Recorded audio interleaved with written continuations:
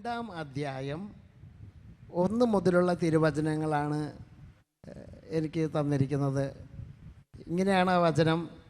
ഞാൻ നിങ്ങളോട് പറയേണ്ട ആവശ്യമില്ല, നിങ്ങളാണ് എനിക്ക് പറഞ്ഞു തരേണ്ടത്. ഞാൻ മാർക്കം കൂടിയ മോളയം മാർക്കം കൂടിയതാണ്. എൻ്റെ അപ്പനമ്മയുടെ പേര് ശങ്കരൻ വള്ളിക്കുട്ടി. ഞങ്ങൾ ഈ കൊട്ടിമുറൊക്കെ ഉണ്ടാക്കണ വിഭാഗമല്ലേ പറയന്മാർ, അതൊന്ന് കയറി വന്നതാണ്. അപ്പോൾ എനിക്ക് നിങ്ങളാണ് പറഞ്ഞു തരേണ്ടത്. നിങ്ങൾ പറയുന്നത് കേട്ടിട്ടാണ് ഞങ്ങൾ പഠിക്കേണ്ടതും വളരേണ്ടതും മാതൃകയൊക്കെ ആകേണ്ടത്. അപ്പോൾ അതുകൊണ്ട് ഞാൻ നിങ്ങൾക്ക് പറഞ്ഞു തരേണ്ട ആവശ്യമില്ലല്ലോ, നിങ്ങളാണ് എനിക്ക് പറഞ്ഞു തരേണ്ടത്. എന്തെങ്കിലും എവിടെയെങ്കിലും തെറ്റ് കണ്ടാൽ നിങ്ങളത് അങ്ങനെയല്ല അങ്ങനെയാണ് കേട്ടോ ഒന്ന് പറഞ്ഞ് തിരുത്തണം. അതുപോലെ നിങ്ങളും അത് മനസ്സിലാക്കി തരണം. ഹല്ലേലൂയ. 3-ാം ദിവസം ഗലീലിയിലെ കാനായിൽ ഒരു വിവാഹ വിരുന്ന് നടന്നു.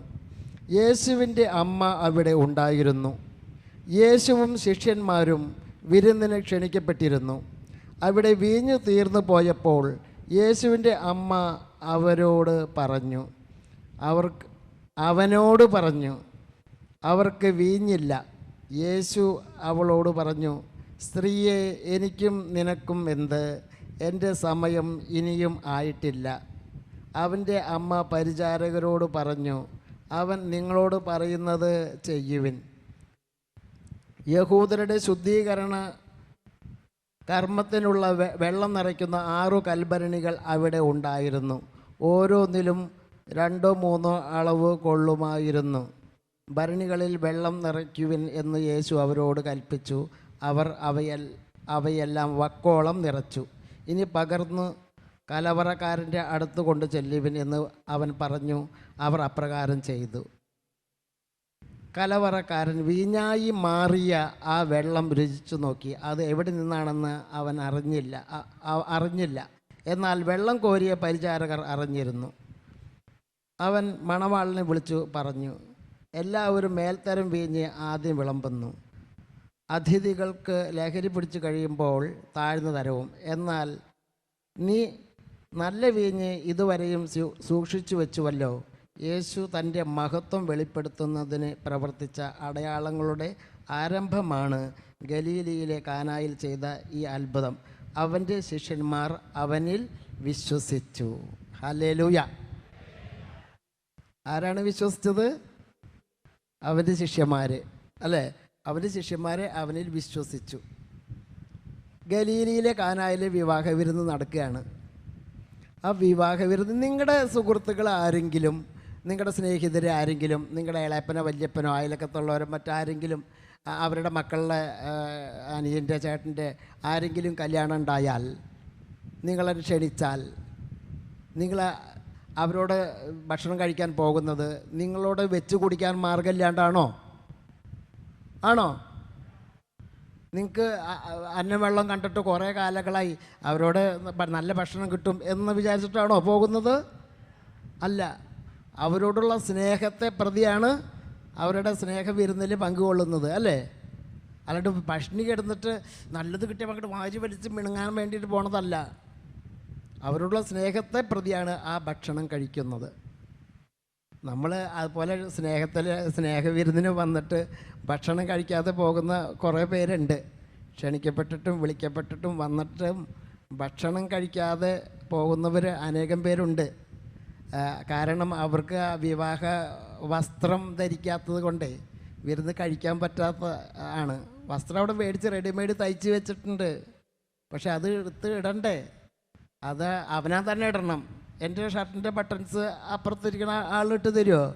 എനിക്ക് 2 കൈയുണ്ട് കാലൊക്കെ ഉണ്ട്, അപ്പം ഞാൻ തന്നെ ഇടണം. അത് ഞാൻ ഇടാത്തത് കൊണ്ടാണ് എനിക്ക് ആ വിവാഹ വസ്ത്രം ധരിക്കാൻ പറ്റാത്തത്. ഹല്ലേലൂയ. സുഭാഷിതങ്ങളുടെ പുസ്തകം 31-ാം അധ്യായത്തിൻ്റെ 26-ാമത്തെ വാക്യം. സുഭാഷിതം എന്ന് പറഞ്ഞാൽ സദൃശവാക്യങ്ങൾ എന്ന് പറയുന്ന പുസ്തകം കേട്ടോ. അതിൻ്റെ 31-26 പറയണത്, അവൾ വാ തുറന്നാൽ ജ്ഞാനമേ പുറത്തു വരൂ, ദയാമസൃണമായ ഉപദേശം അവളുടെ നാവിലുണ്ട്. 28-ാമത്തെ വാക്യം പറയണതോ, അവളുടെ സന്താനങ്ങൾ എഴുന്നേറ്റ് അവളെ അനുഗ്രഹിക്കപ്പെട്ടവൾ ഭാഗ്യവതി എന്ന് പുകഴ്ത്തും. Hallelujah, hallelujah. ആർക്കെങ്കിലും ഉറക്കം വരുന്നുണ്ടോ? ആരും ഉറങ്ങി പോവരുത് കേട്ടോ. ആരും അതിൻ്റെ ഇടയ്ക്ക് വചനം കേട്ടുകൊണ്ടിരിക്കുമ്പോൾ ഇറങ്ങി പോവുകയും ചെയ്യരുത്, ഉറങ്ങി പോവുകയും ചെയ്യരുത്. ഉണർന്ന് തന്നെ ഇരിക്കണം. Hallelujah, hallelujah. അവൾ വാ തുറന്നാൽ ജ്ഞാനമേ പുറത്തു വരൂ. ദയാമസരണമായ ഉപദേശം അവളുടെ നാവിലുണ്ട്. സദൃശവാക്യമാണ് ഇത്. ഇതിനോട് സദൃശ്യപ്പെട്ട അവളുടെ മക്കൾ എഴുന്നേറ്റ് അവളെ ഭാഗ്യവതി എന്ന് പുകഴ്ത്തും. ഇതിനോട് സദൃശ്യമായ ഒരു വാക്ക് നമ്മൾ എവിടെ കേൾക്കുന്നത്?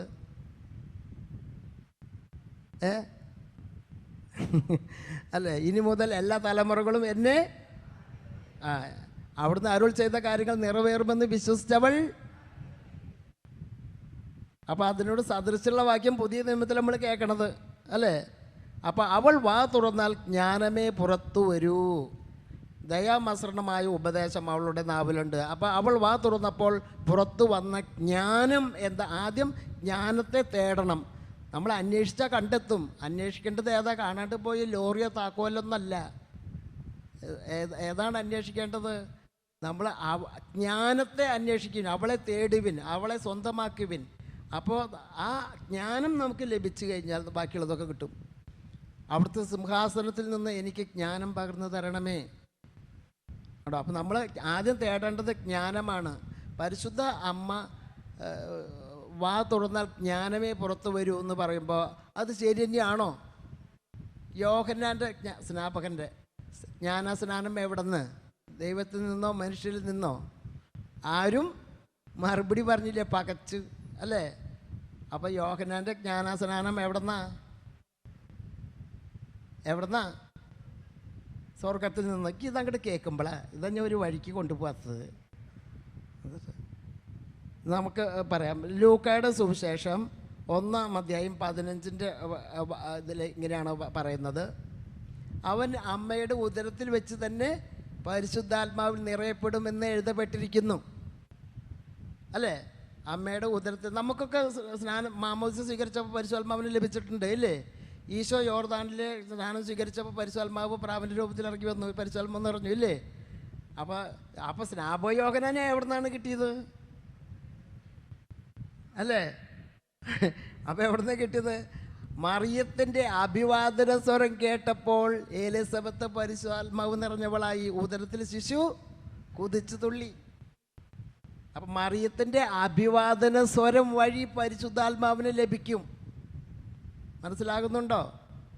മറിയത്തിൻ്റെ അഭിവാദന സ്വരം വഴി നമുക്ക് പരിശുദ്ധാത്മാവിനെ ലഭിക്കും. ആ ജ്ഞാനസ്നാനമാണ്, പരിശുദ്ധാത്മാവിനെ ലഭിക്കലാണ് സ്നാപകയോഹന്നാന് കിട്ടിയത്. അതാണ് എൻ്റെ കർത്താവിൻ്റെ അമ്മ. എൻ്റെ കർത്താവിൻ്റെ അമ്മ എന്നൊരു പദത്തേക്കാൾ വലിയൊരു പദം മാതാവിനെ കുറിച്ച് പറയാൻ വേറെ ഏതെങ്കിലും ഉണ്ടോ? അതിനേക്കാൾ താഴ്ന്ന പദങ്ങളേ ഉള്ളൂ. എത്ര സഹരക്ഷക എന്ന് പറഞ്ഞ പോലെ അതൊക്കെ അതിൻ്റെയൊക്കെ 6-7 മടങ്ങ് താഴെയാണ്. എൻ്റെ കർത്താവിൻ്റെ അമ്മ എന്ന് പറയുന്നേക്കാൾ വലിയ പദവി വേറെ എന്തൊട്ടുള്ളത്? Hallelujah, hallelujah, hallelujah. ഞാനൊരു ഹിന്ദു ആയിരുന്ന അതും വലിയ പഠിപ്പൊന്നുമില്ല. ഞാൻ 9-ാം ക്ലാസ് 4 കൊല്ലം തോറ്റിക്കണത്. നിങ്ങൾ കേട്ടിട്ടുണ്ടാവും ഒരു പാട്ട്, ഇടനെഞ്ചിലെരിയുന്ന കനലിൻ്റെ ചൂടേറ്റ് കൊഴിയുന്ന അമ്മേ നിനക്കായി ഞാൻ 53 മണി. ഹല്ലേലൂയ. ആ പാട്ട് എഴുതാൻ മാതാവിനോട് പറഞ്ഞ് നിലവിളിച്ചപ്പോൾ വന്ന വാക്കുകളാണത്. അത് എഴുതാനായിട്ട് ഈ ഹതഭാഗ്യനായ എന്നെ ഭാഗ്യവാനാക്കി മാറ്റി പരിശുദ്ധ അമ്മ. Hallelujah, hallelujah. അപ്പോൾ എങ്ങനെ നമ്മുടെ ഈ ഗാകുൽത്തായ്ക്ക് വരുമ്പോൾ ഞങ്ങളൊരു പാട്ട് എഴുതിയിട്ടുണ്ട് പണ്ട്, ഇപ്പോഴൊന്നുമല്ല, കുറേ കൊല്ലം മുമ്പ് ഇവിടെ മുണ്ടാടനത്തിലുള്ള കാലത്ത്.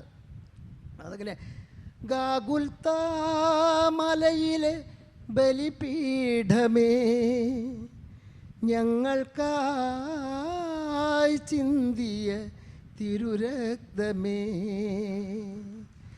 ഗാകുൽത്തായിൽ ചിന്തിയ തിരുരക്തം നമ്മുടെ പാവന ഗുരുവിൻ പവിത്രമായ തിരുരക്തം.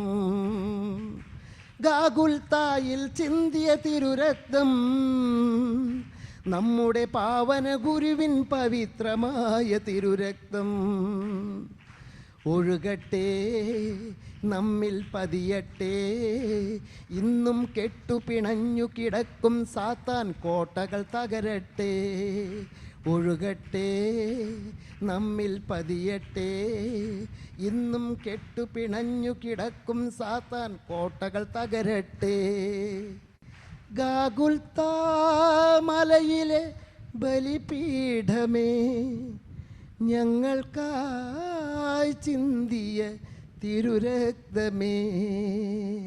ഹല്ലേലൂയ. ഞാൻ കുറച്ച് രണ്ടുപേര് പാടുള്ളതെന്ന് മാത്രം കേട്ടോ. എൻ്റെ ഭാര്യ ഞങ്ങൾക്ക് വീട് വെക്കാൻ സ്ഥലം മേടിക്കാൻ അന്വേഷിച്ച് സ്ഥലം കിട്ടാണ്ടിരുന്നിട്ട് ഞാനും എൻ്റെ ഭാര്യ ഇവിടുന്ന് ആരാധന ഇങ്ങനെ കൊണ്ടുപോവില്ലേ, ആരാധന ഇങ്ങനെ പൂവിടില്ലേ, ആ പൂവും കന്നാമ്പെള്ളം അതിൻ്റെ അവിടുത്തെ മുല്ലപ്പൂവും അവൾ ന്യൂട്രലിൽ പതുക്കെ എടുത്തിട്ട് കൊണ്ടുവന്നിട്ട് ഒരു സ്ഥലം കണ്ടുപിടിച്ച് ഞങ്ങൾ ഈ സ്ഥലം ഞങ്ങൾക്ക് തരണേ മാതാവേ, ഇത് ഞങ്ങൾക്ക് ഈശോയോട് പറഞ്ഞ് മേടിച്ച് തരണട്ടാന്ന് പറഞ്ഞിട്ട് അവൾ എന്ത് ചെയ്തു, ആ സ്ഥലത്ത് പൂവാട്ടു. എന്നിട്ട് വിശ്വാസ പ്രമാണം ചൊല്ലി ആ സ്ഥലത്താണ് ഇപ്പം ഞങ്ങൾ വീട് വെച്ചേക്കണേ. ആറ്റുപുറം സെൻ്റ് ആൻഡ്രീസ് ആ സ്ഥലത്താണ് ഇപ്പോൾ ഞങ്ങൾ വീട് വെച്ചേക്കണേ. നമ്മൾ വിശ്വസിച്ച ദൈവമഹത്വം ദർശിക്കും. വിശ്വസിക്കണം. നമുക്ക് ആദ്യം വേണ്ടത് വിശ്വാസമാണ്. വിശ്വസിച്ചാൽ ദൈവം ഇപ്പം ഞാൻ പാരമ്പര്യ ക്രിസ്ത്യാനി അല്ലാത്തത് കൊണ്ട് എനിക്ക് തരാണ്ടിരുന്നോ? ഇല്ല. അപ്പം ദൈവത്തിൻ്റെ പക്ഷപാതമില്ല. ദൈവം മുഖപക്ഷമില്ലാത്തവനാ. അവന് ഹൃദയം നുറുങ്ങിയവർക്ക് കർത്താവ് സമീപസ്ഥനാണ്. ഹല്ലേലൂയ. കർത്താവ് വരുമ്പോൾ അമ്മ അവിടെ ഇല്ലാണ്ടിരിക്കുമോ? കർത്താവിനെ നമ്മൾ വിളിച്ചു വരുത്തുമ്പോൾ അമ്മ അവിടെ അതിന് മുമ്പേ വന്നിട്ടുണ്ട്. കാനായിലെ കല്യാണത്തിന് യേശുവും ശിഷ്യന്മാരും അവിടെ ഇരുന്നു. അവൻ്റെ അമ്മ അവിടെ ഉണ്ടായിരുന്നു അല്ലേ? അവിടെ ഉണ്ടായിരുന്നു. അവർ ഈശോനെ മുമ്പ് ക്ഷണിച്ച് വരുത്തുമ്പോൾ അവിടെ അമ്മയുണ്ട്. ഹല്ലേലൂയ. അവൾ വാർ തുറന്നാൽ ജ്ഞാനമാണ് വരിക എന്നുള്ളത്. മകനെ അവർക്ക് എന്തില്ല എന്ന് പറഞ്ഞത് അമ്മ? ഈ ഒരു കാരണവും പറഞ്ഞിട്ട് നമ്മുടെ ഈ നോയിമ്പ് വീടുമ്പോൾ നോക്കിക്കോ, നമ്മളിങ്ങനെ ഉയർക്കാൻ പറ്റാണ്ട് നമ്മുടെ ആൾക്കാർ കിടന്ന് നടക്കണത്. ഈ നോയിമ്പ് കഴിഞ്ഞിട്ട് ഈസ്റ്ററിൻ്റെ അന്ന് കാണാം ഉയർക്കാൻ പറ്റാണ്ട് ഉയർപ്പ് ആഘോഷിക്കണം. നമ്മൾ ഉയർക്കാൻ പറ്റാണ്ട് കിടന്ന് കഷ്ടപ്പെടണ കാണണം. പാപം തോന്നും. ഹല്ലേലൂയ. ഇനിയെങ്കിലും ബോധം നമുക്കുണ്ട്, പക്ഷെ സുബോധം ഇല്ലാത്തതേ. നമുക്ക് അറിവ് നമുക്കുണ്ട്, ചിലവ് കഴിച്ച് വിൽക്കാനുള്ള അറിവുണ്ട് നമുക്ക്. പക്ഷെ തിരിച്ചറിവ്, നല്ല കാഴ്ചയുണ്ട്, മണലിട്ട് തിരുമ്പി കണ്ണൊക്കെ കഴുകി നല്ല കാഴ്ചയുണ്ട്. പക്ഷെ ഉൾക്കാഴ്ച, ഇതാണ് നമുക്കുള്ള കുഴപ്പം. ഹല്ലേലൂയ. ഹല്ലേലൂയ. അപ്പം എനിക്ക് ഈശോയോടും മാതാവിനോട് ഞാൻ പറഞ്ഞത്, മാതാവേ എനിക്ക് അറിവ് എന്ന് പറഞ്ഞ സാധനം ഇല്ല, പക്ഷെ എനിക്ക് തിരിച്ചറിവ് തന്നോളോ. ബോധം എന്ന് പറയുന്നത് ഇല്ല, അതാണ് ഞാൻ ബോധം കേടാത്തത്. എന്നിട്ട് മനസ്സിലായിട്ടോ? അപ്പോൾ ആ ബോധം വേണ്ട, എനിക്ക് സുബോധം തായോ. പിതാവ് അപ്പൻ ആരാണെന്ന് തിരിച്ചറിയാനും ആ വഴിയിലേക്ക് നടക്കാനും ആ അപ്പനെ സ്വന്തമാക്കാനുള്ള ആ സുബോധമാണ് എനിക്ക് വേണ്ടത്. അതാണ് ഞാൻ ചോദിച്ചത്. ഹല്ലേലൂയ. അപ്പം മാതാവ് വാ തുറന്ന ജ്ഞാനമേ വരൂ എന്ന് പറയേണ്ട കാരണം, മാതാവ് കാനായിലെ കല്യാണത്തിന് ചോദിച്ചത് എന്താണ്? മകനോട് എന്താ ചോദിച്ചേ? വീഞ്ഞ്. അപ്പം നമ്മളെല്ലാവരും ഈ കാരണവും പറഞ്ഞിട്ട് കാനായിലെ കല്യാണത്തിന് തള്ളി മോനും കൂടിയിട്ട് ബാറ് ഓപ്പൺ ചെയ്തു. പിന്നെ നമുക്ക് ആ ബാറിൽ പോയിട്ട് കുറച്ച് അലക്കണോണ്ട് എന്താ കുഴപ്പം? അല്ലേ? അത് ഓഫാക്കിക്കോളാം, അത് വേണ്ട. ഹല്ലേലൂയ. ഹല്ലേലൂയ. അപ്പോൾ ഈ നമ്മൾ ചിന്തിക്കുന്നത് അങ്ങനെയാണ്. അപ്പം മാതാവ് അവിടെ പറഞ്ഞപ്പോൾ നമ്മൾ എല്ലാവരും ചിന്തിച്ചുകൊണ്ടിരിക്കുന്നത് ബാറ് തുറന്നു എന്നാണ് കേട്ടോ. മദ്യശാല പോവാം, കഴിക്കാം, അത് കുഴപ്പമില്ല, ബൈബിളിൽ അങ്ങനെ ഉണ്ടല്ലോ. മാതാവ് കാനായിലെ കല്യാണത്തിന് അമ്മയും മോനും കൂടിയിട്ടല്ലേ ബാറ് ഓപ്പൺ ചെയ്തേ എന്നുള്ള ഒരു ഇത് പറഞ്ഞിട്ട് നമ്മളങ്ങനെ നടക്കുന്നുണ്ട്. ആകെ വേറൊരു വചനം അറിയില്ലെങ്കിലും ഈ വചനം അറിയും. അത് വേറെ ഭാഗം. മറ്റൊരു വചനം അറിഞ്ഞില്ലെങ്കിൽ ഇതറിയും. അപ്പോൾ അവൾ വാ തുറന്ന ജ്ഞാനം. അമ്മ ചോദിച്ചത് എന്താണ്? വീഞ്ഞ്. അപ്പം വീഞ്ഞ് എന്നതിൻ്റെ ജ്ഞാനം എന്താണ്? വീഞ്ഞ് എന്നതിൻ്റെ ജ്ഞാനം എന്താണ്? നമ്മൾക്ക് അന്വേഷിച്ചിട്ടില്ല, അതാണ് നമുക്ക് കണ്ടെത്താഞ്ഞത്. മനസ്സിലായിട്ടോ? അപ്പോൾ യേശു അതിൻ്റെ തക്ക മറുപടി പറയാ, സ്ത്രീയേ, അല്ലേ? അമ്മേ എന്ന് വിളിച്ചോ? ഇല്ല. സ്ത്രീയെ, എനിക്ക് നിനക്കും എന്ത്? എൻ്റെ സമയം ആയിട്ടില്ല. എന്നാലും പെറ്റ തള്ളയല്ലേ, പെറ്റ തള്ള പറഞ്ഞ തട്ടി കളയോ? വെള്ളം വീഞ്ഞാക്കി കൊടുത്തു, ഇതല്ലേ നമ്മൾ പറയണത്. അങ്ങനെ പറഞ്ഞവർ അങ്ങനെ പറഞ്ഞോ? പക്ഷെ എന്നോട് മാതാവ് പറഞ്ഞത് നീ അങ്ങനെ പറയരുതെന്നാ. അങ്ങനെ പറഞ്ഞവർ അങ്ങനെ പറഞ്ഞോട്ടെ, നീ അവരുടെ വായ അടയ്ക്കാൻ പോണ്ട, പക്ഷെ നീ അങ്ങനെ പറയരുത്. പിന്നെ ഞാൻ എങ്ങനെ പറയണം? അത് ഞാൻ നിനക്ക് പറഞ്ഞു തരാമെന്ന് പറഞ്ഞു. അന്ന് പറഞ്ഞതായോ? അപ്പം അമ്മ പറഞ്ഞു തന്നു. അതാണ് ഞാൻ പറയാൻ പോണത്. സമയമായിട്ടില്ല എന്ന് പറഞ്ഞു. കാനായിലെ കല്യാണത്തിന് വീഞ്ഞുണ്ടാക്കേണ്ട സമയമായിട്ടില്ല എന്നാണോ യേശു പറഞ്ഞത്? അങ്ങനെയാണെങ്കിൽ യോഹന്നാൻ്റെ സുവിശേഷം 7-ാം അധ്യായത്തിൻ്റെ 7-ാമത്തെ വാക്യം തൊട്ട് വായിക്കുമ്പോൾ അങ്ങോട്ട് 30-ാമത്തെ വാക്യം വരെ അങ്ങോട്ട് വായിച്ച് പോകുമ്പോൾ അറിയാം, ഞാൻ ഈ തിരുനാളിന് പോണില്ല. സഹോദരന്മാരോട് പറയാ, നമ്മുടെ പിള്ളേരോടൊക്കെ ഞാൻ ഈ തിരുനാളിന് പോണില്ല. എന്താ ഓട്ടോറിക്ഷയ്ക്ക് പോകാൻ കാശില്ല, അല്ല വെച്ചാൽ അവിടെ ചെന്ന് കഴിഞ്ഞാൽ ലാപ്ടോപ്പിൻ്റെ പരിപാടികൾ കഴിഞ്ഞിട്ടുള്ള നേരമില്ല, മടിയിൽ നിന്ന് ഇറക്കാൻ ലാപ്ടോപ്പും മടിയിൽ നിന്ന് ഇറക്കാൻ നേരമില്ല, അതുകൊണ്ട് കുർബാനയ്ക്ക് വരെ പോണില്ല. അപ്പോൾ അങ്ങനെ പറയുന്നത്. പക്ഷേ ഞാൻ ഈ തിരുനാളിന് പോണില്ല. ഈശോ പറയാണ്, എന്തെന്നാൽ എൻ്റെ സമയം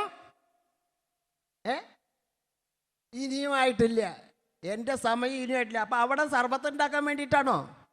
കാനായിലെ കല്യാണത്തിന് വീഞ്ഞുണ്ടാക്കേണ്ട സമയം ആയിട്ടില്ല എന്ന് പറയണേ. അപ്പോൾ തിരുനാളിന് പോണത് അവിടെ പെരുന്നാൾ പറമ്പിൽ അവിടെ സർബത്ത് കച്ചവടം നടത്താൻ വേണ്ടിയിട്ടുള്ള സമയമായിട്ടില്ല എന്നാണോ ഉദ്ദേശിച്ചത്? പിന്നെ ഇടയ്ക്കിടയ്ക്ക് സമയമായിട്ടില്ല. പിന്നെ 30-ാമത്തെ വാക്യത്തിൽ എന്താ പറയണേ? അവിടെ വെച്ച് അവർ അവനെ ബന്ധിക്കാൻ ശ്രമിച്ചു. എന്തെന്നാൽ അവസാന ദിവസങ്ങളിൽ യേശു അവിടെ ചെന്നു, അവിടെ സിനഗോഗിൽ പഠിപ്പിക്കാൻ തുടങ്ങി. അപ്പോൾ അവിടെ വെച്ച് അവർ അവനെ ബന്ധിക്കാൻ ശ്രമിച്ചു, എന്നാൽ ആർക്കും അതിന് കഴിഞ്ഞില്ല. എന്തെന്നാൽ അവൻ്റെ സമയം ഇനിയും ആയിട്ടില്ലായിരുന്നു, അല്ലേ? അവൻ്റെ സമയം ഇനിയും ആയിട്ടില്ല. അപ്പോൾ കാനായിലെ കല്യാണത്തിന് സമയമായിട്ടില്ല എന്ന് പറഞ്ഞത് വീഞ്ഞുണ്ടാക്കാൻ വേണ്ടിയിട്ടാണെങ്കിൽ ഇപ്പം സമയമായിട്ടില്ല എന്ന് പറഞ്ഞത് അപ്പം എന്തുണ്ടാക്കാനാ? യോഹന്നാൻ 13:1 ഈ ലോകം വിട്ട് പിതാവിൻ്റെ പക്കലേക്ക് പോകേണ്ട സമയമായി എന്ന് അവൻ പെസഹ തിരുനാളിന് മുമ്പേ അറിഞ്ഞു, അല്ലേ? കലവറക്കാരനാണ് കാനായിൽ വെച്ചിട്ട് ഇത് അറിഞ്ഞുള്ളൂ, മറ്റുള്ളവരാരും അറിഞ്ഞിട്ടില്ല. പക്ഷെ ഇവിടെ പറയണത് കണ്ടോ, ഈ ലോകം വിട്ട് പിതാവിൻ്റെ പക്കലേക്ക് പോകേണ്ട സമയമായി എന്ന് അവൻ പെസഹ തിരുനാളിന് മുമ്പേ അറിഞ്ഞു. അവ അപ്പസ്തോലന്മാർ രാത്രി ഗത്സമനിലത്തെ പ്രാർത്ഥന കഴിഞ്ഞിട്ട് ഇരുന്നിട്ട് അങ്ങോട്ടോ ഒറ്റയ്ക്ക് മിണ്ടാണ്ട് പോയി ന്യൂട്രലിൽ. അപ്പോൾ അവർ മൂന്നാമതും വന്നിട്ട് നോക്കുമ്പോൾ ശിഷ്യന്മാരെല്ലാവരും ഗാഗുൽത്തേൽ ധ്യാനത്തിന് വന്നിരിക്കുന്ന ആൾക്കാരെ പോലെ അങ്ങനെയല്ല അങ്ങനെ പറയാൻ പാടില്ല, അല്ലേ? ശരി, അതങ്ങനല്ല. അവൻ മൂന്നാമതും വന്നു ശിഷ്യന്മാരോട് പറയാണ്, ഇനിയും നിങ്ങൾ ഉറങ്ങി വിശ്രമിക്കുന്നത് എന്ത്? മതി, സമയമായിരിക്കുന്നു. ഇനിയും നിങ്ങൾ ഉറങ്ങി വിശ്രമിക്കുന്നത് എന്ത്? മതി, സമയമായിരിക്കുന്നു. അത് വരയ്ക്ക് എന്തെന്നാ പറഞ്ഞിരുന്നത്? കാനായിലെ കല്യാണം തൊട്ട് എന്തെന്നാ പറഞ്ഞത്? സമയമായിട്ടില്ല എന്ന്. ഇപ്പം എന്തെന്നാ പറയണത്? സമയമായി എന്ന്. അപ്പം കല്യാണത്തിലെ വീഞ്ഞ്, ഈ കല്യാണത്തിൻ്റെ വീഞ്ഞ് കുടിക്കാൻ വേണ്ടിയിട്ടുള്ള വീഞ്ഞ് ഉണ്ടാക്കാനാണോ സമയമായിട്ടില്ല എന്ന് പറഞ്ഞത്? അവൻ സമയമായപ്പോൾ അത്താഴത്തിന് ഇരുന്നു. ലൂക്ക 22:14 തൊട്ട്. സമയമായപ്പോൾ അവൻ അത്താഴത്തിന് ഇരുന്നു, അവനോടൊപ്പം അപ്പസ്തോലന്മാരും. കണ്ടോ, അത് വരയ്ക്ക് സമയമായിട്ടില്ല എന്ന് പറഞ്ഞു. ഇപ്പം സമയമായി. അപ്പോൾ അത്താഴത്തിലിരുന്നു. അത്താഴ സമയത്ത് അവൻ അപ്പം എടുത്ത് മുറിച്ചിട്ട് പറഞ്ഞു, ഇത് എൻ്റെ ശരീരമാണ്, നിങ്ങൾ വാങ്ങി ഭക്ഷിക്കാൻ പറഞ്ഞു. അങ്ങനെ പറഞ്ഞിട്ടില്ലേ?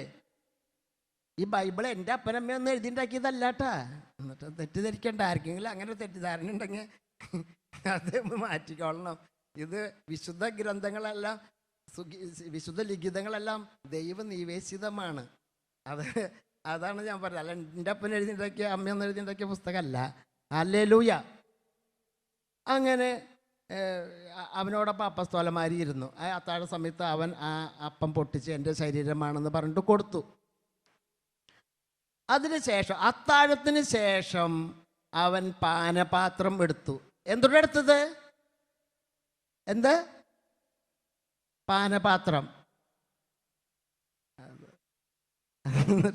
ഞാൻ അറിയണ ആൾക്കാരൊക്കെയാണോ നോക്കണത്. പാനപാത്രം എടുത്തു. പാനപാത്രം എടുത്തു. അപ്പോൾ പാനപാത്രത്തിൽ എന്തുട്ടായിരുന്നു?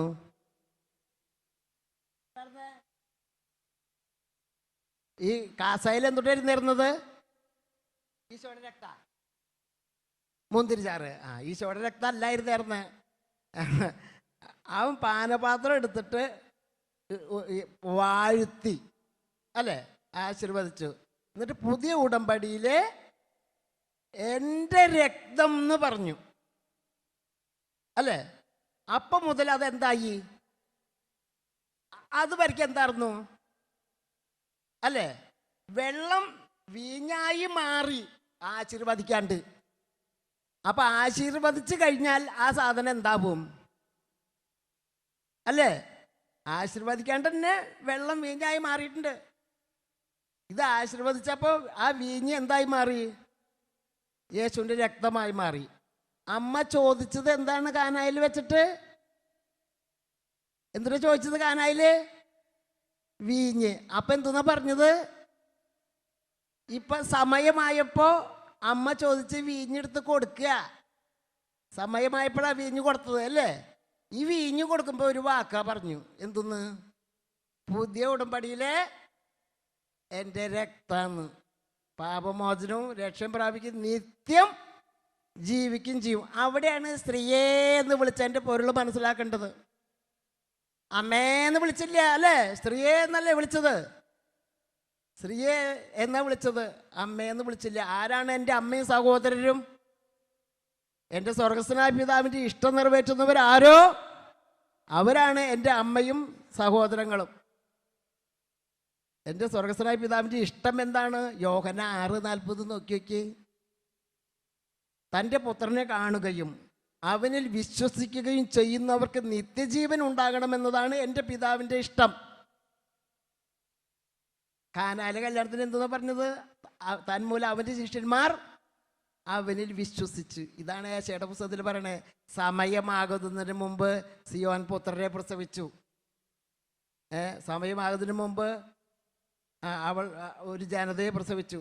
ആരെങ്കിലും ഇങ്ങനെ കണ്ടിട്ടുണ്ടോ, കേട്ടിട്ടുണ്ടോ? ഒരു നിമിഷം കൊണ്ട്, ഒരു ദിവസം കൊണ്ട് ഒരു ദേശം, ഒരു ജനത രൂപം കൊള്ളുമോ, അല്ലേ? ഇതാണ് സമയമാകുന്നതിന് മുമ്പ്. സമയം ഏതാണ്?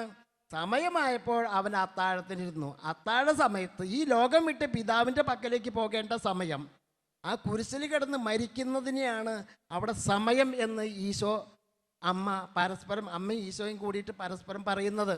ഇത് നമുക്ക് മനസ്സിലാവില്ല. നമ്മൾ ഈ ജീവിതത്തിൻ്റെ നെട്ടോട്ടത്തിന് ഓടുക, അത് കിട്ടണം, ഇത് കിട്ടണം, കിട്ടണം കിട്ടണം എന്നുള്ള കൊട്ടിലും കൊണ്ട് നടക്കുക. മാതാവ് ഭാഗ്യവതിയാണോ നിർഭാഗ്യവതിയാണോ? ഇനി മുതൽ എല്ലാ തലമുറകളും എന്നെ എന്തെന്ന് പറഞ്ഞേ? പിന്നെ നമ്മൾ മാതാവിന് നിർഭാഗ്യവതി എന്ന് പറയേണ്ട വല്ല കാര്യമുണ്ടോ? ഈ 1 കൊരിന്ത്യസ് 15:19, 1 കൊരിന്ത്യസ് 15:19, ഈ ജീവിതത്തിന് വേണ്ടി മാത്രം ക്രിസ്തുവിൽ പ്രത്യാശ വെച്ചിരിക്കുന്നവരെങ്കിൽ നിങ്ങൾ സകല മനുഷ്യരെക്കാൾ നിർഭാഗ്യരാണ്. ഈ ജീവിതത്തിന് വേണ്ടിയിട്ടാണ്, ഈ ലോകത്തിൻ്റെ ജീവിതത്തിന് വേണ്ടിയിട്ടാണ് ക്രിസ്തുവിൽ പ്രത്യാശ വെച്ചതെങ്കിൽ നമ്മൾ സകല മനുഷ്യരെക്കാട്ടിലും നിർഭാഗ്യരാണ്. അമ്മ പ്രത്യാശ വെച്ചത് നിത്യജീവനാ.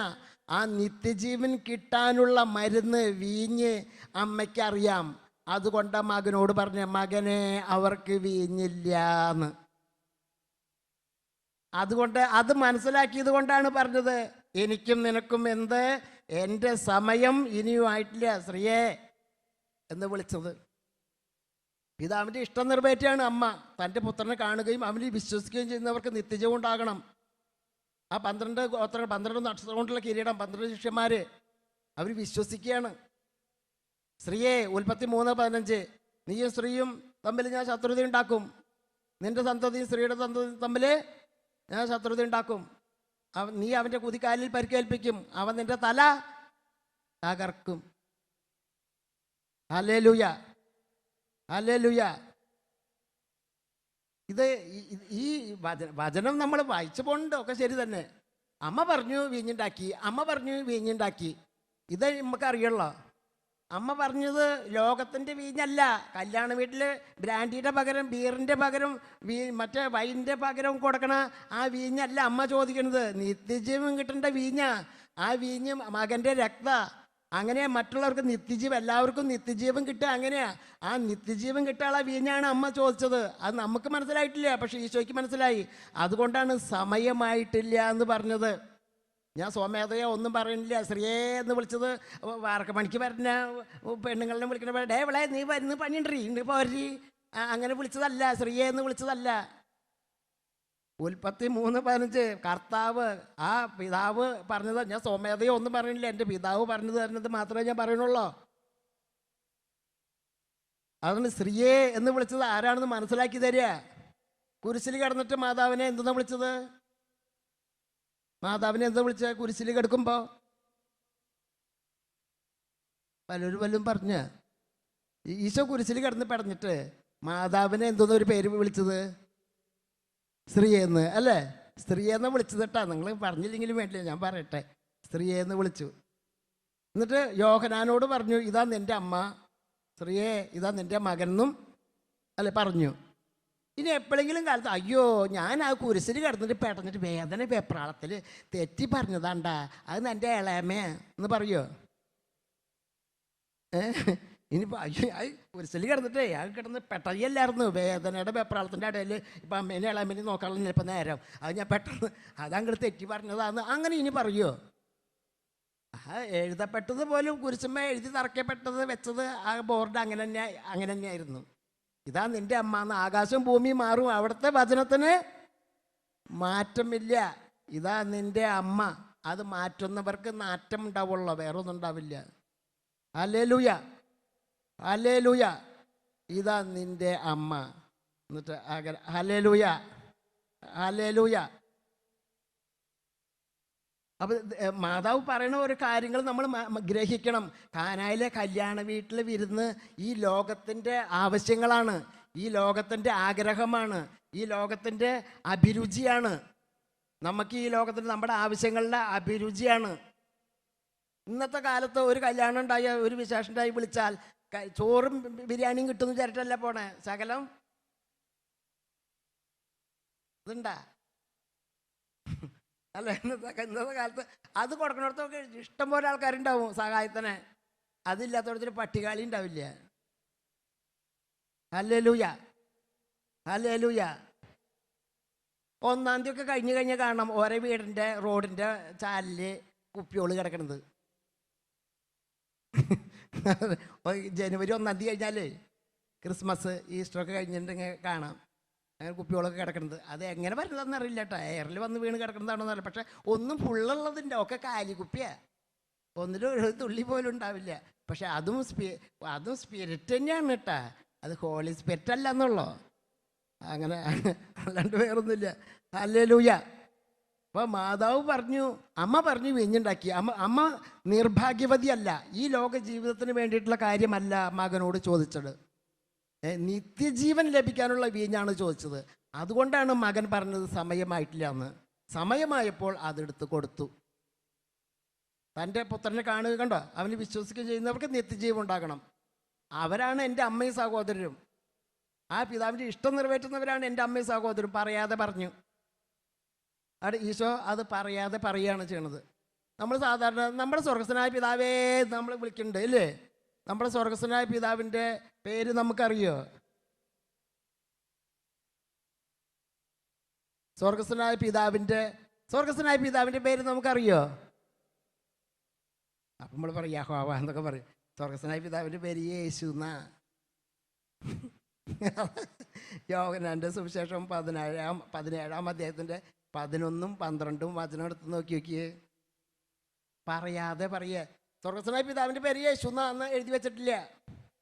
അമ്മയെ എൻ്റെ അമ്മ എന്ന് ബൈബിളിൽ മറിയത്തിന് എഴുതി വെച്ചിട്ടില്ല. എഴുതാതെ എഴുതപ്പെട്ടതും പറയാതെ പറയപ്പെട്ടതുമാണ്. ഇപ്പം രാത്രി അല്ലാന്ന് ഞാൻ പറയണ മനസ്സിലാകാൻ. ഇപ്പം പകല എന്ന് പറഞ്ഞിട്ടുണ്ടെങ്കിൽ ഇപ്പം രാത്രി അല്ല എന്നല്ലേ പറഞ്ഞത്.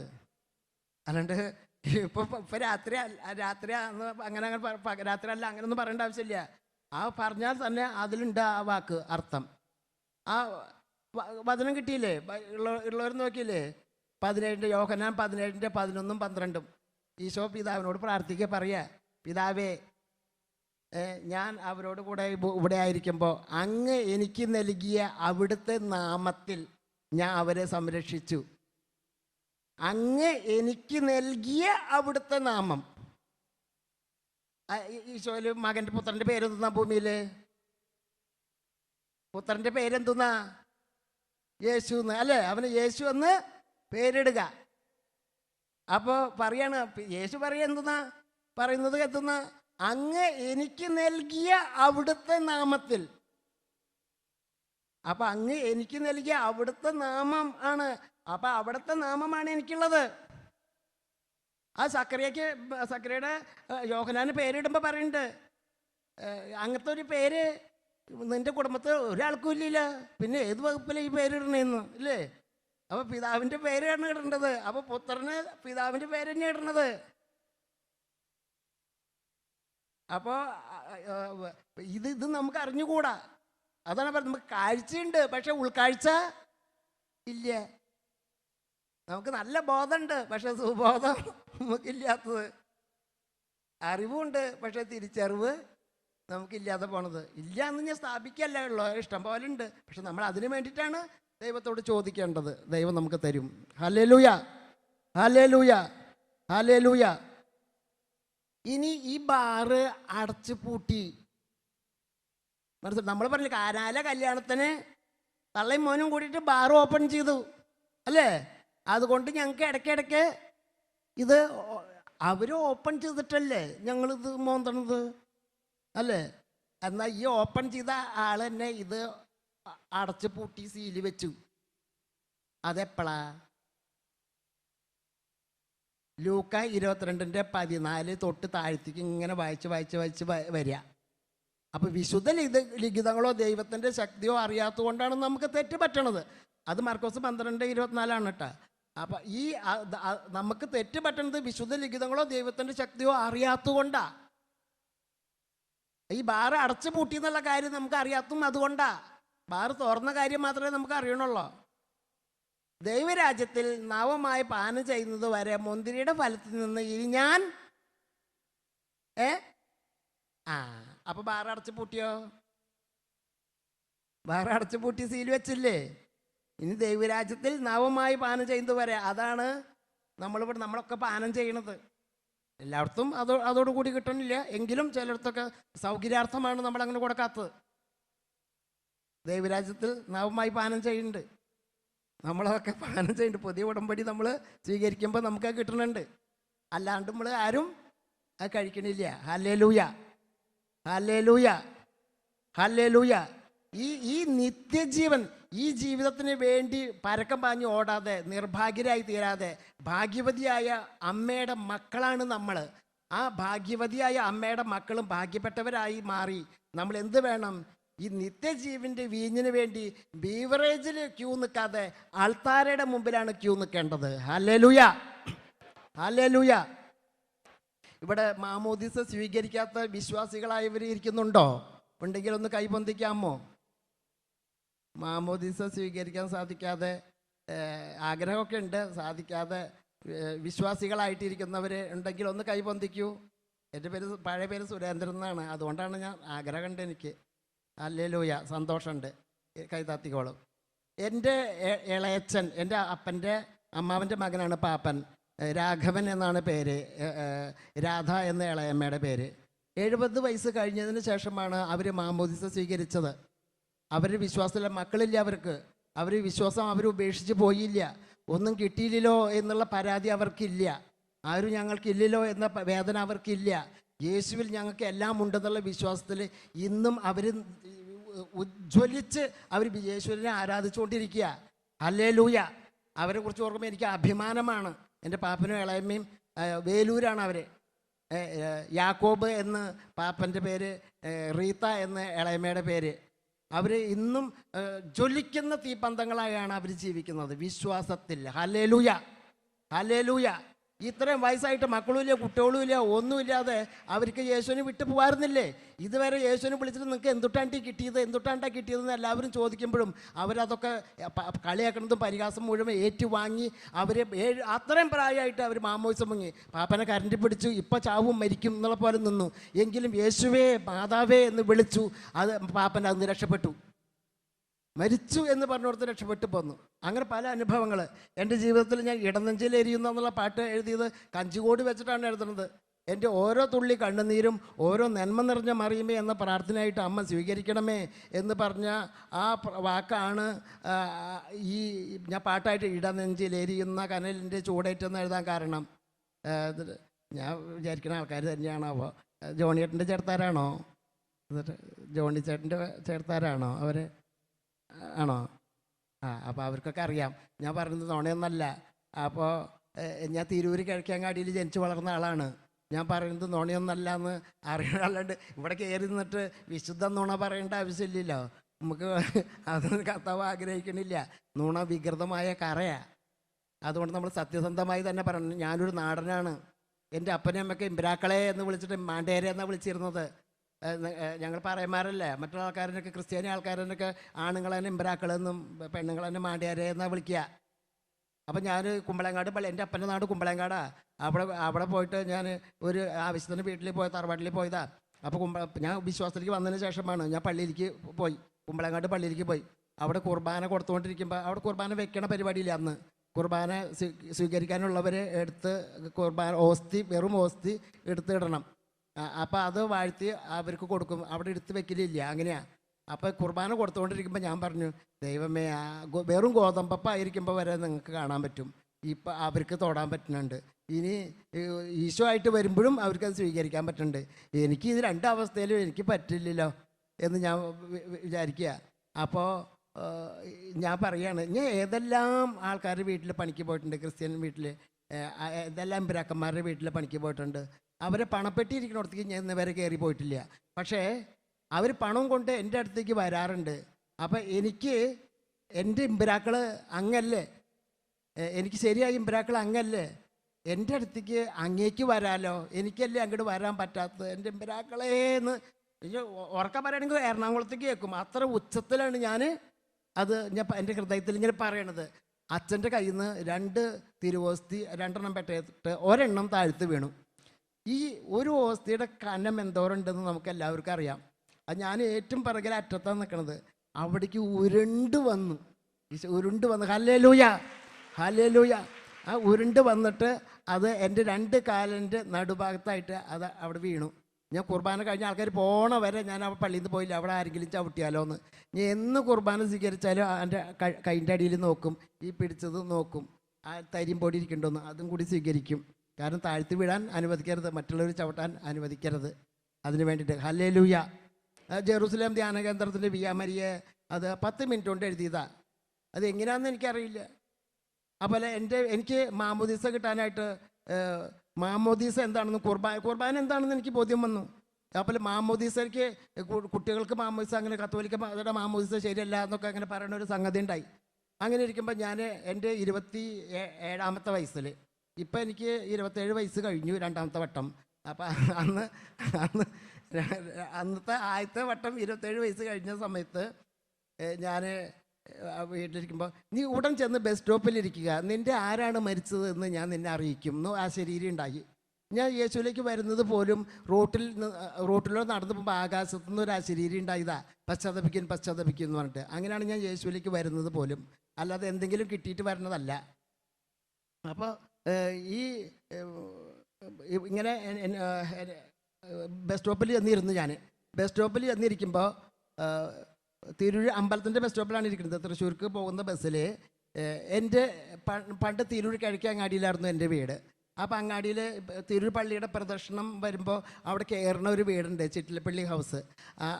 അവരുടെ വീട്ടിലാണ് പ്രദർശനം. കാരണം കുഞ്ഞു ചെറുപ്പത്തിൽ ഞങ്ങൾ അവരുടെ മുറ്റത്താണ് വളർന്നത്. അപ്പോൾ അവിടുത്തെ അമ്മാമ്മയൊക്കെ ഞങ്ങൾക്ക് ഈശോനെ കുറിച്ചൊക്കെ കഥ. പിന്നെ അവിടുത്തെ ചേട്ടൻ, അപ്പോൾ അപ്പച്ചൻ മരിച്ചു വിട്ടാ അവിടുത്തെ. എന്നിട്ട് മാണിച്ചേട്ടൻ മരിച്ചു. പിന്നെ തൊട്ടപ്പുറത്താണ് ഇപ്പോൾ കുറേ വീടുകൾ വന്നു. അന്ന് അവരുടെ വീട് കഴിഞ്ഞ് പിന്നെ ഞങ്ങളുടെയാണ് വീട്. അങ്ങനെ പ്രദക്ഷിണം കയറുന്ന ആ വീടിൻ്റെ ഉമ്മർത്ത് അവരടുത്ത് ഒരു ചേച്ചിയാണ്, റോസി എന്ന പേര്.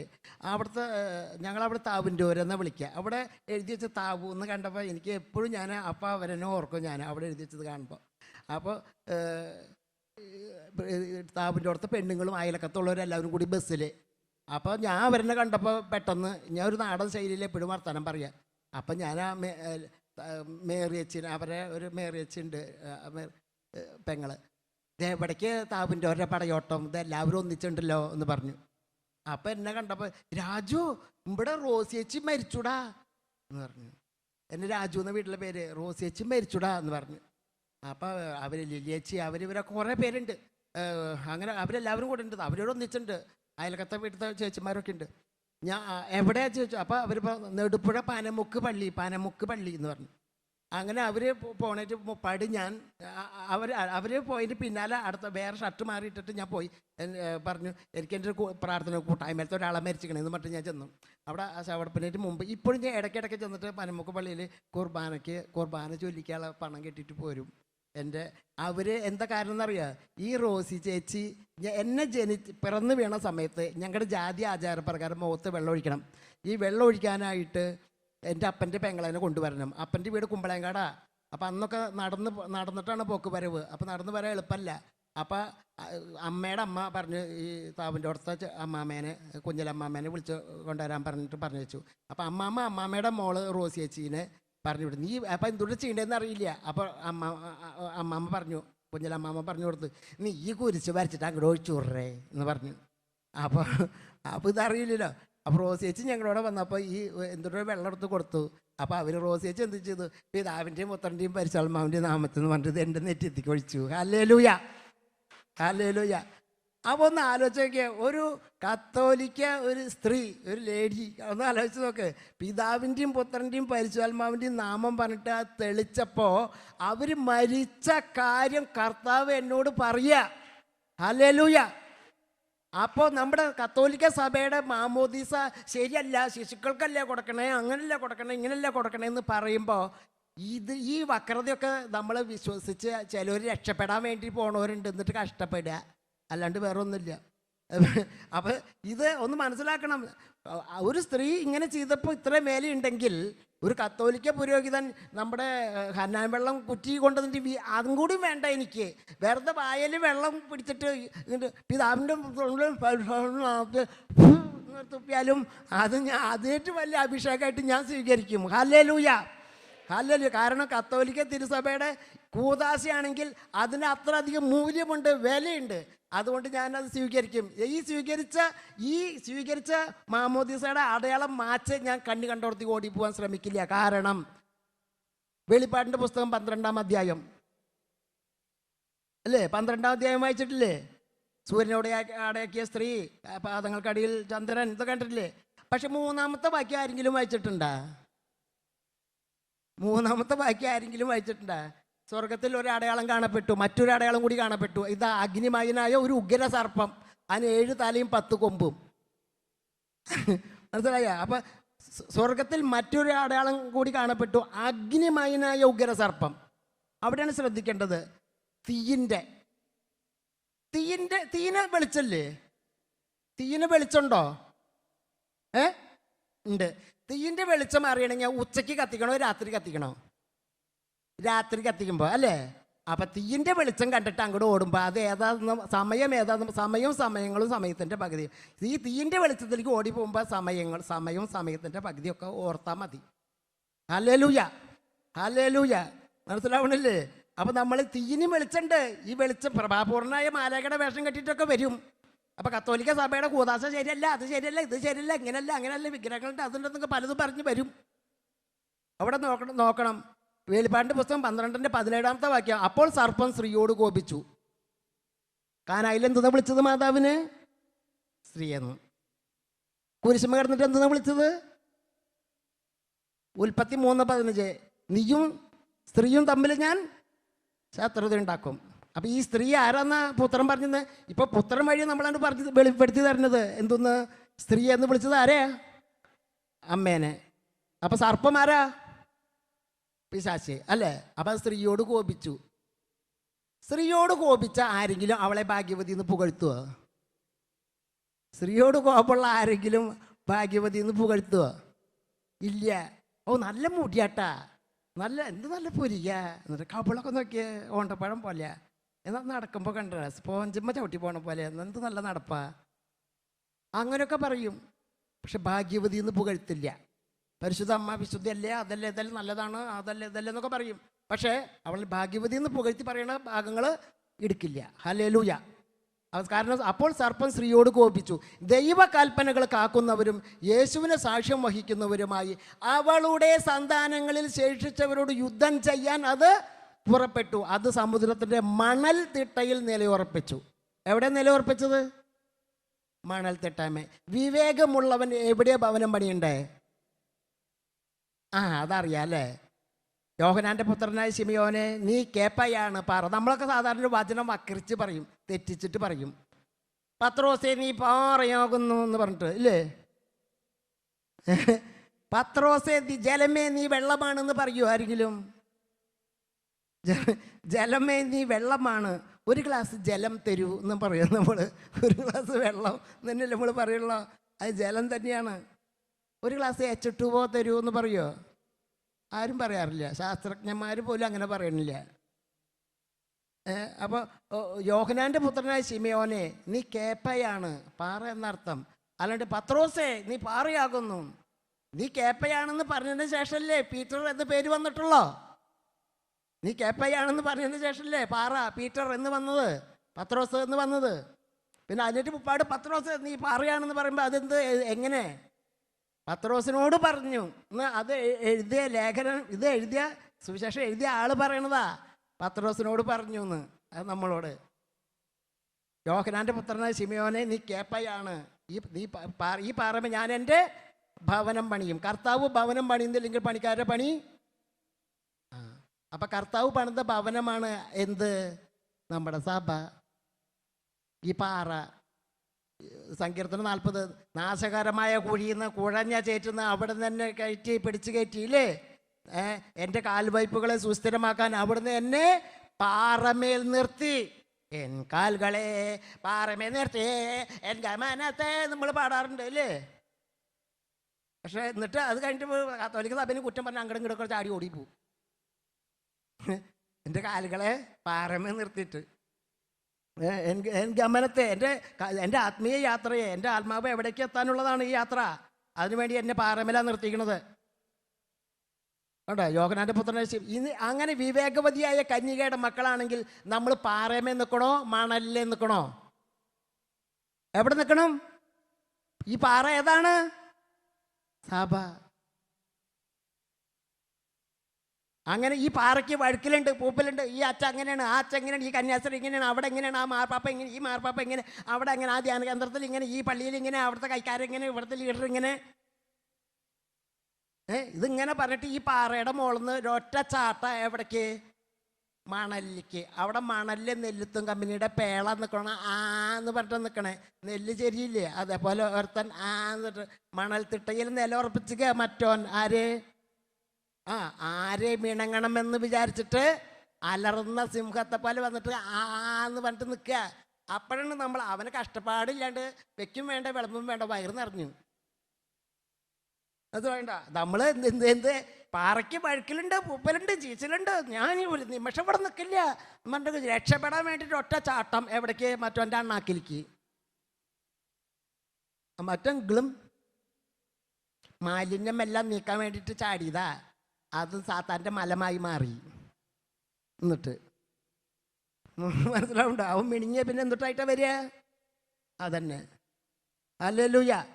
അതുകൊണ്ട് വിവേകമുള്ളവരായവരെ, വിവേകവതിയായ കന്യകയുടെ മക്കളാണെങ്കിൽ നമ്മൾ വിവേകത്തോടു കൂടി ഈ പാറപ്പുറത്ത് ഭവനം പണിത ആ ഭവനത്തിലായിരിക്കണം. ഈ ഭവനത്തിന് 7 തലയും 10 കൊമ്പും. നമ്മൾ നരകസർപ്പത്തിൻ്റെ തലയെ തകർത്ത പരിശുദ്ധ അമ്മയെന്ന് പറയുന്നത് അത് ശരിയല്ല. പുത്രനല്ല, അവനല്ലേ തല തകർത്തത്. അതെ, നിന്റെ ഹൃദയത്തിൽ ഒരു വാള് കടക്കുമെന്ന് പറഞ്ഞിട്ടുണ്ടോ? അവള് ബലിയാകാതെ ബലിയായിരിക്കുന്നവളാ. വാള് ഹൃദയത്തിൽ കടത്തുന്നത് എന്തിനാ? അതിന് കൊല്ലാൻ, അതിന് രക്തം വീഴാൻ. അതിന് 7 തലയും 10 കൊമ്പും. ഈ മകനെ, സ്വന്തം മകനെ ഇങ്ങനെ ഇനി മുതൽ എല്ലാ തലമുറകളും ഭാഗ്യവതി എന്ന് പുകഴ്ത്തും. ഓ ശരിയാ, ഈ ഒന്നേ ഉണ്ടായുള്ളോ, ഈ നിരക്കി കാട്ടി കൂട്ടി നിൽക്കുന്നതൊക്കെ കണ്ട് സഹിച്ച് നിന്നപ്പോൾ നീ ഭാഗ്യവതി അടി, ഓ എന്നാ ഭാഗ്യ എന്ന് പറയാൻ പറ്റുമോ? അപ്പം അമ്മ ഈ ജീവിതത്തിന് വേണ്ടിയിട്ടല്ല ലക്ഷ്യം വെച്ചത്, നിത്യജീവന് വേണ്ടിയിട്ടാ.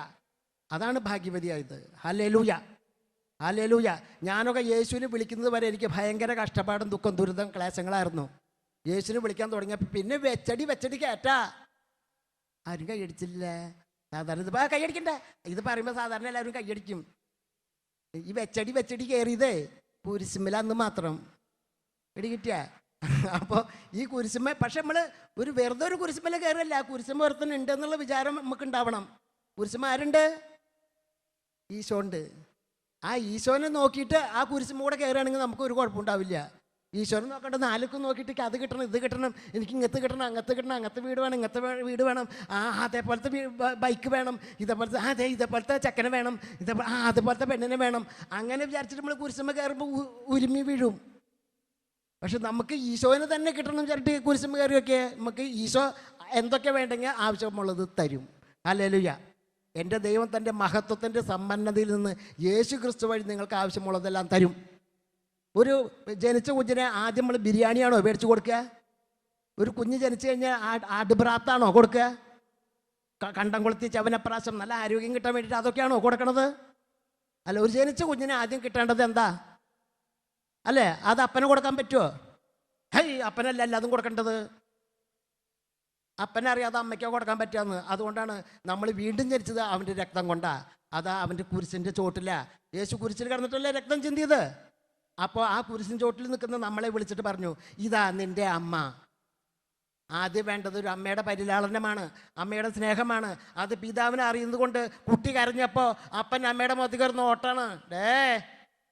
അപ്പം അമ്മ അതൊക്കെ അവിടെ ഇട്ടിട്ട് ഓടിപ്പോയി കുട്ടീനെ എടുത്തു, കുട്ടിക്ക് വേണ്ടത് കൊടുക്കും ഇല്ലേ? ആദ്യം വേണ്ടത് അമ്മയുടെ പരിചരണ. നമ്മൾ വീണ്ടും ജനിച്ചവരാണെങ്കിൽ നമുക്ക് ആദ്യം വേണ്ടത് ഒരു അമ്മയുടെ പരിചരണമാണ്.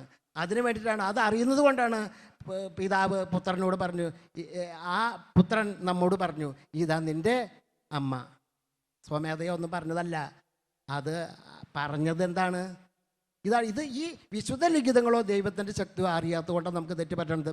ഞാൻ ഒരു ധ്യാന കേന്ദ്രത്തിൽ മാതാവിൻ്റെ സ്റ്റാച്ചു ഇങ്ങനെ സാരി കൊടുത്ത് വെച്ച് കിടന്നു. സാരി കൊടുത്ത് കണ്ടിട്ട് എനിക്ക് കളിയാക്കി, ഞാൻ ആകെ പൊടി പിടിച്ച് കിടക്കുക. അപ്പം ഞാൻ പറഞ്ഞത് എന്താ തമിഴത്തിയുള്ള പോലെ ഉണ്ട് എന്ന് പറഞ്ഞു. എന്നിട്ട് ഞാൻ അവിടെ അടിച്ചു വാരിക്കൊണ്ടിരിക്കുമ്പോൾ ഒരു ചിരി. അത് ഞാൻ പെട്ടെന്ന് ചിരി കേട്ടോടത്തേക്ക് പെട്ടെന്ന് നോക്കിയപ്പോൾ ഈ മാതാവിൻ്റെ രൂപം ഇങ്ങനെ ശരിക്കും മെഴുക് പോലെ ഇങ്ങനെ ഒഴുകി നിൽക്കുക, ഇങ്ങനെ മേഘം പോലെ ഇങ്ങനെ വന്ന് നിൽക്കുക. ഇങ്ങനെ തിരിഞ്ഞിട്ട് എന്നെ നോക്കിയിട്ട് ഇങ്ങനെ ചിരിച്ചു. അപ്പം ഞാൻ പറഞ്ഞു, അയ്യോ എൻ്റെ അമ്മ എന്നോട് മാപ്പാക്കണം, എനിക്ക് ബോധം വെളിവില്ലാത്ത ആളാണെന്ന് അറിയാലോ, അതുകൊണ്ടാണ് ഞാൻ അങ്ങനെ പറഞ്ഞത്. അല്ല, ഞാൻ ഇപ്പോൾ തമിഴത്തിൽ നിന്ന് പറഞ്ഞുകൊണ്ട് എന്താ കുഴപ്പം? ഇതൊക്കെ ഞാൻ തന്നെ പറയണേ. തമിഴത്തിൽ നിന്ന് പറഞ്ഞുകൊണ്ട് എന്താ കുഴപ്പം? വേളാങ്കണ്ണിയമ്മ തമിഴത്തിയല്ലേ? അല്ലേ?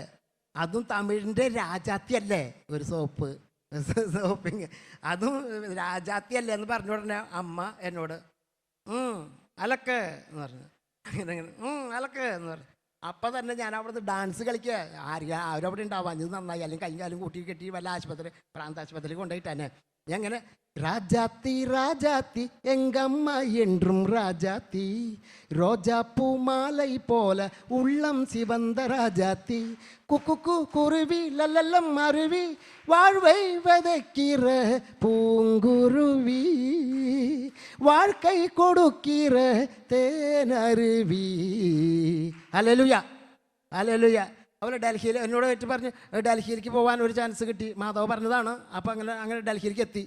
അവിടെ എന്ത് മേരെ मन में मादा मरियम प्यार नदी की पानी है उसकी मुख से ज्ञान की बातें निकलती हैं मेरी मादा पवित्र मरियम ईश्वर का दान है मेरा ईश्वर मेसिया को सबसे अच्छा इनाम है मेरी माँ.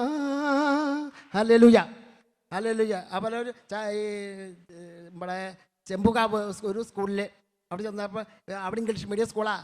അവിടെ നിന്ന് my guardian Mary guide me my guardian Mary guide me. കയ്യൊന്നും കടിക്കണ്ട നേരില്ല. ഹല്ലേലൂയ. എൻ്റെ സഭയും ആയി, അതാ, അല്ലാണ്ട് വേറെ ഒന്നല്ല. Hallelujah, hallelujah. അപ്പോൾ എൻ്റെ ഇടനെഞ്ചേരുന്ന പാട്ട് മാത്രമല്ല, അങ്ങനെ ഇവിടെ തിരുത്തിപ്പറമ്പ് പള്ളിയില്ലേ, ഈ വടക്കാഞ്ചേരി ഫോറോനയുടെ അതിൻ്റെ പിതാപാത, അതൊക്കെ എങ്ങനെ ദൈവം എന്നെ കൊണ്ട് എഴുതിപ്പിച്ചെന്ന് കയ്യും കണക്കില്ല. അതൊക്കെ ഓരോ കാര്യങ്ങൾ പറയുമ്പോൾ ഒല്ലൂർ പനംകുട്ടിച്ചാർ പള്ളിയുടെ മേരി പാത, അങ്ങനെയൊക്കെ ഓരോ കാര്യങ്ങൾ, സെൻറ്റ് ആൻ്റണീസ് പള്ളിയുടെ, ഞങ്ങളുടെ ഇപ്പം ഞാൻ ആയിരിക്കുന്ന ആന്തോണീസ് പുണ്ടൻ്റെ പള്ളിയുടെ അഴുകാത്ത രസനയുടെ ഉടമസ്ഥനെ എന്നുള്ള പാട്ട്, ഇത് ബോധം ഉണ്ടെങ്കിൽ ബോധം കടാർന്നു. കാരണം അവൾ വാ തുറന്നാൽ ജ്ഞാനമേ പുറത്തു വരൂ, ദയാമസരണമായ ഉപദേശം അവളുടെ നാവിലുണ്ട്. അവൾ വാ തുറന്നാൽ ജ്ഞാനമേ പുറത്തു വരൂ, ദയാമസരണമായ ഉപദേശം അവളുടെ നാവിലുണ്ട്. അവളുടെ മക്കൾ എഴുന്നേറ്റ് അവളെ ഭാഗ്യവതി എന്ന് പുകഴ്ത്തി.